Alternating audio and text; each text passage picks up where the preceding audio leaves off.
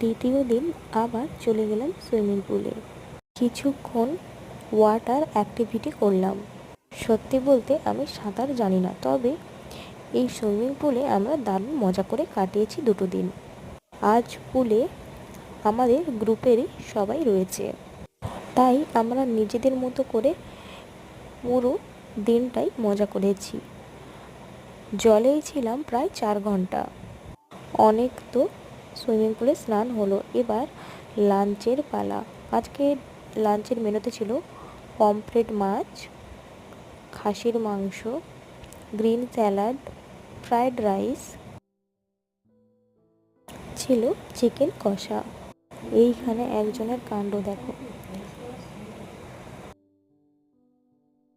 যাই হোক, লাঞ্চটা করে নিই, একটু পরেই আবার সাইড সিন করতে বেরোতে হবে।